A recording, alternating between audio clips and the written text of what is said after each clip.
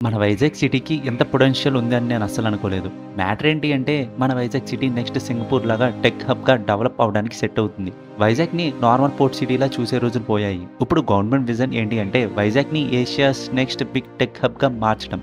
Already Infosys, Adani, Wipro, tech Mahindra లాంటి companies వైజాగ్‌లో operations expand చేస్తున్నాయి. సిలికాన్ వ్యాలీ టెక్ ఎక్స్‌పర్ట్స్ కూడా వైజాగ్‌ని ఒక ఫ్యూచర్ సిటీ లాగా చూస్తున్నారు. వైజాగ్‌ని అలా చూడడానికి రీజన్ ఏంటి అంటే వైజాగ్‌కి ఉన్న స్ట్రాంగ్ రోడ్ కనెక్టివిటీ, ఇంకా అది కోస్ట్ లైన్‌లో పొల్యూషన్ ఫ్రీగా ఇంకా గ్రీనరీతో ఉండటం. ఇంకా మన ఏపీ గవర్నమెంట్ వైజాగ్‌లో స్పెషల్ ఎకనామికల్ జోన్స్‌ను కూడా ప్లాన్ చేసింది. ఇవన్నీ ఇన్వెస్టర్స్‌ని వైజాగ్‌లో ఇన్వెస్ట్ చేసేలా అట్రాక్ట్ చేస్తున్నాయి. ఇంకో పక్క ఏపీ గవర్నమెంట్ వైజాగ్‌లో టూరిజంను కూడా బూస్ట్ చేద్దామనే ప్లాన్ చేస్తుంది. దీనిలో భాగంగా డబుల్ డెక్కన్ ఎయిర్ బసెస్‌ని ఏపీ గవర్నమెంట్ ప్లాన్ చేసింది.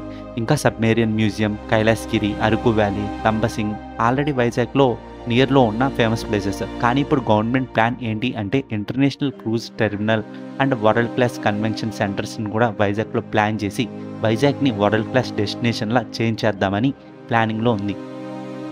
సో ఫ్యూచర్‌లో వైజాగ్ అనేది ఏషియాస్ టెక్ హబ్‌గా ఇంకా టూరిజం హబ్‌గా మారబోతుంది.